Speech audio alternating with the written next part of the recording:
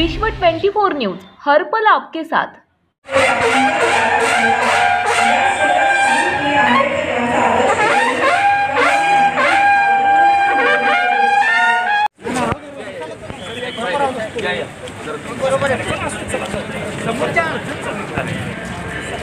Campus आहे या बाजूला स्किल्स आहेत। शेवटी तुमचं देश राज्य कशावर ठरतं? माझा शेजार काय आहे याच्यावर माझं राहणं आहे, माझं किती मी आनंदी आहे, सुखी आहे याचं हे माझा शेजार काय आहे। शेजाऱ्याशी भांडणं, त्याला दुसणं, तो वाईट आहे, तो वाईट आहे, तुम्हाला वाईट बोलून मी चांगलं ठरत नाही। राजकारणाच्या संदर्भात सुद्धा मी बोलत असताना जोपर्यंत निवडणूक आहे तोपर्यंत तुम्ही लढा, निवडणूक संपल्यानंतर तुम्ही एकत्र येऊन काम करा। विरोधी पक्षाला सुद्धा तिथं बसण्यासाठी आम्ही मदत दिलेलीच आहे, नाही का? मग त्यावेळी तुम्ही आमचा चांगल्याचा विचार करा। कोण राज्य करतो याच्याशी आम्हाला खरंच काही देणं घेणं नाही। आमच्यासाठी तुम्ही काय करताय हा सगळ्यात महत्वाचा मुद्दा आहे। तुम्ही तुमच्यासाठी तुम्ही किती जगता हे मला त्या देणं घेणं नाही। तुम्ही विद्यार्थी म्हणून किंवा उद्या तुम्ही समाजाचा एक घटक म्हणून येणार असाल तेव्हा मला समाजाला तुम्ही काय देता तर तुमचं अस्तित्व आहे, नाही तर तुमच्या अस्तित्वाला काही अर्थच नाही। प्रत्येक जण आपापली घरटी बांधून तिथं आपलीच मुलं वाढवत बसली, त्याला काही अर्थ नाही। हे माझं आहे, हे मला टिकवायचंय, हे मला पुढं न्यायचंय, अजून उंचीवर न्यायचंय। ही जोपर्यंत भावना कोणी बाळगत नाही तोपर्यंत आपल्या जगण्याला अर्थ नाही। अतिशय एवढासा छोटासा प्रयत्न आमच्या बाजूने आम्ही करत असतो। चित्रपट माध्यम हे पैसे कमवाय काही मदत लागली तर ह्या एवढ्याशा गोष्टी असतात। आमच्यासाठी तो प्राण देतो, आम्ही करतो का सातत्याने? हे साधे साधे प्रश्न आहेत। आपण किती मशगूल होऊन जातो आपल्याच ह्याच्यामध्ये, नाही का? मला कुठे गेल्यानंतर सांगतात की तुम्ही डायलॉग बोला।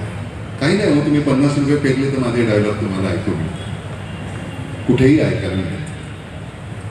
हे असं मला बोलता येत। एका वेळी मला इतक्या मुलींना सांगता येतं की तुम्ही माझ्या आहात, मी तुमच्याकडनं ही अपेक्षा करतो। आपल्याला कौतुक मी समजू शकतो, माग माग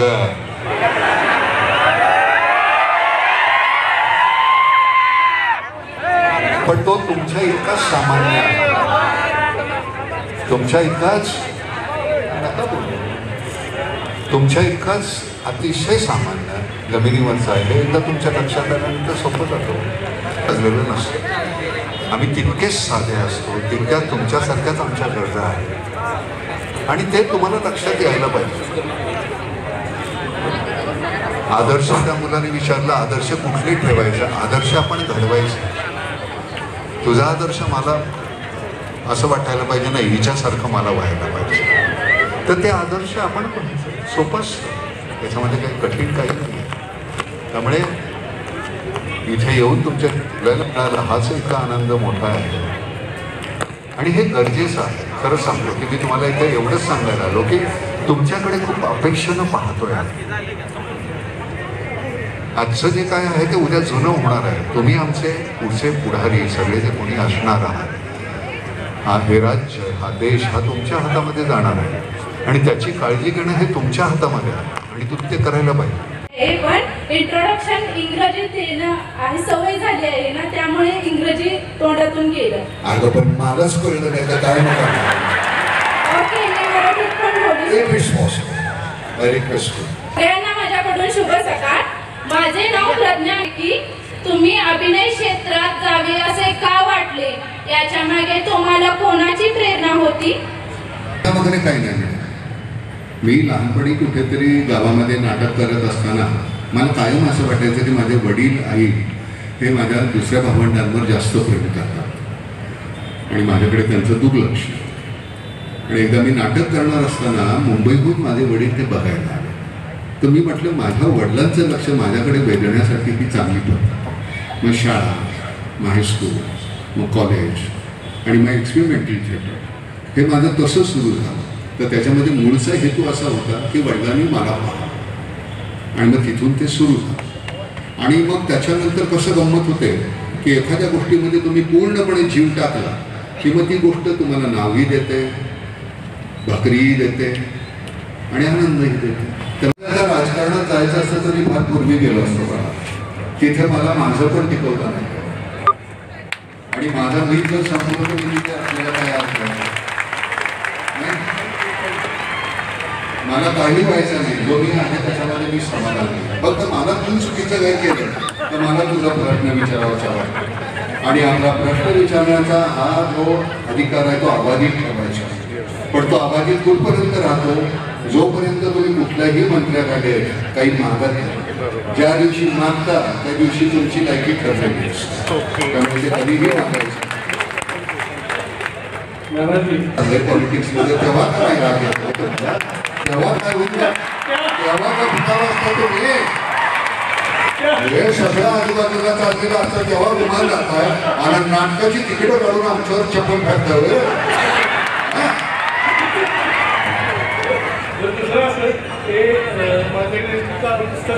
आपण हे सगळ्या नद्या प्रदूषित करतोय. त्यामुळे त्याच्यामध्ये असलेली किती हानी होते आणि त्याच्यावर जे कारणीभूत आहेत त्यांच्यावर अतिशय महत्वाची कारवाई व्हायला पाहिजे असं मी बोललोय. पण त्याच्यावर आपण हा सगळा एकाने करण्याचा नाही, हा संघटित प्रयत्न असावा. बोला मला आणि सन्मान चिन्ह देऊन महाविद्यालयाच्या प्रांगणामध्ये नानाजींचा सत्कार संपन्न होत आहे. आपण सर्वांनी जोरदार टाळ्यांमध्ये या सत्कारात सहभागी होऊया. तसेच याचबरोबर रेड इंग्लिश मीडियम चित्रकला शिक्षक सुशांत सर व महेश सर यांनी नानाजींचे पोर्ट्रेट साकारलेले आहे. ते सुद्धा इंग्लिश मीडियमच्या प्रिन्सिपल शिर्के मॅडम त्यांच्या समेवर हे सर्व शिक्षक यांनी या ठिकाणी ते पोर्ट्रेट त्यांना द्यावं अशी विनंती करतो. यानंतर सातारा पोलीस प्रमुख अजय कुमार बनसोड यांचा सन्मान होतोय प्रार्थना यांच्या हस्ते.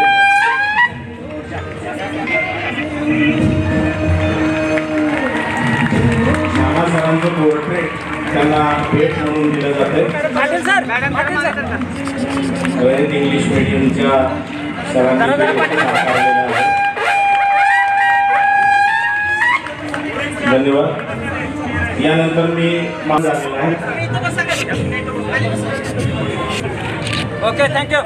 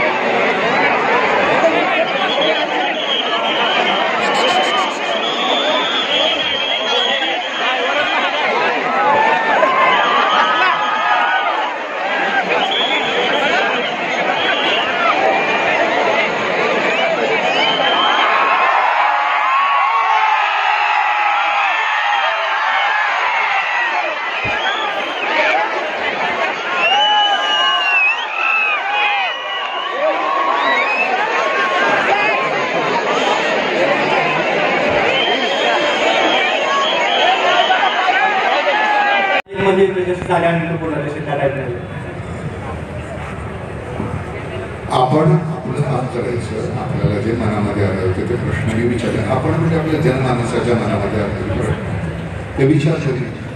त्यानंतर ते कसे त्याच्यावर अंमलबजावणी करायची. आता पुन्हा तशी ही मंडळी 3 महिन्यापूर्वी आलेली आहे. आता त्यांना थोडा अवधी देऊया.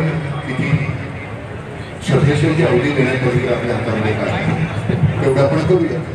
आणि ते किती छान काम करतात ते पाहू. आपल्या मनातली खतखत आपण त्यांना सांगितलं. शपथ घ्या की मी कधीही जात आणि धर्म पाळणार नाही. शब्द पाळा पण जात आणि धर्म म्हणजे पलीकडे घरामध्ये ठेवा तुमच्या. ते ज्या दिवशी तुम्ही कराल त्या दिवशी फार सोपं जाईल पुढे जाणार. मी तुझ्यापेक्षा लहान किंवा मी तुझ्यापेक्षा मोठा ही जाणीव जोपर्यंत तुमच्या मनातून जाणार नाही तोपर्यंत तुम्ही खरंच पुढे जाणार नाही. ट्रेडमिलवर धावण्यासारखं आहे. तिथल्या तिथे तुम्ही पळत राहा. लक्षात ठेवा, हे विसरू नका. कोणीही तुम्हाला जाती आणि धर्मामध्ये अडकवत असेल तर ते सगळ्यात मोठे गुंड आहेत समाजात, हे लक्षात ठेवा. प्रत्येक समाजानं, प्रत्येक जातीनं, प्रत्येक धर्मानं आपला देश पुढे जाण्यासाठी काम केलेलं आहे. त्यामुळे प्रत्येकाचे आभार, त्यांच्यासमोर नतमस्तक व्हा. एक शेवटचा प्रश्न.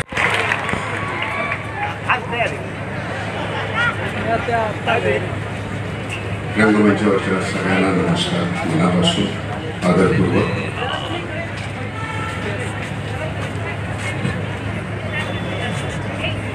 ऐकू नीट येते का?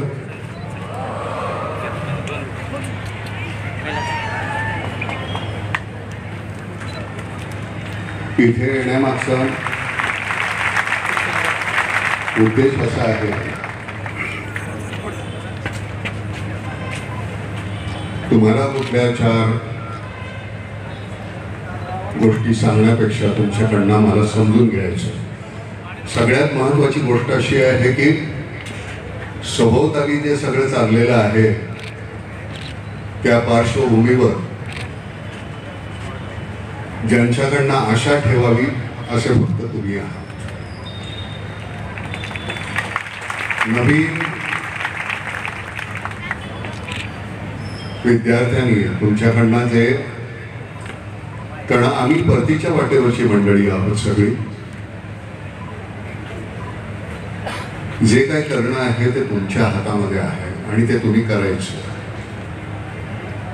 सगळ्यात महत्वाची गोष्ट काय नाही करायचं हे तुमच्या लक्षात यायला पाहिजे.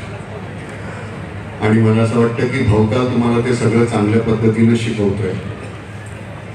त्यामुळे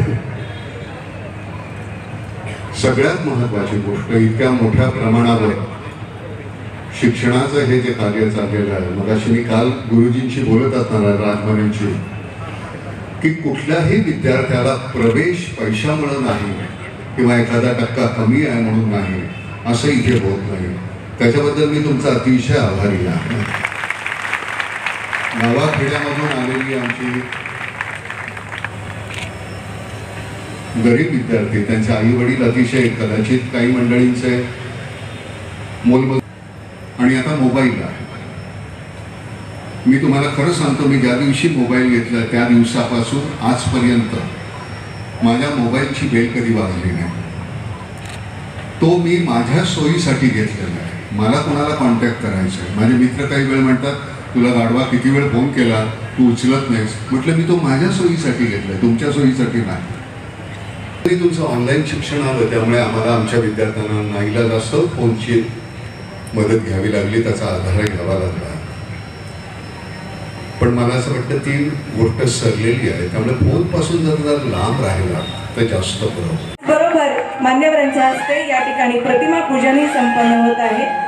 नटराजाच्या मूर्तीचं या ठिकाणी प्रतिमा पूजन मान्यवरांच्या हस्ते या ठिकाणी संपन्न झालेलं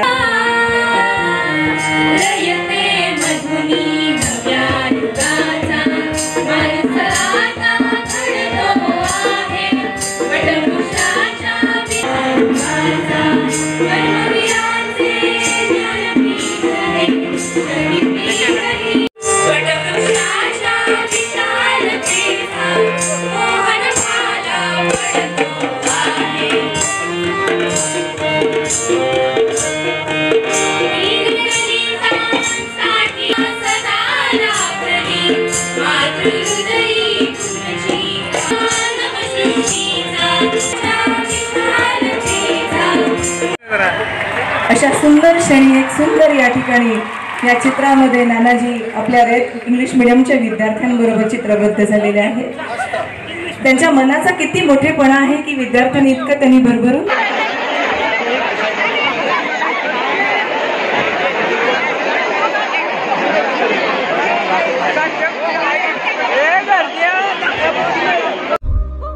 राज्यातील महत्त्वाच्या आणि आपल्या भागातील ताज्या बातम्या पाहण्यासाठी आजच आमच्या विश्व 24 न्यूज चॅनलला यूट्यूबवर सबस्क्राईब करा आणि बेल आयकॉन प्रेस करा.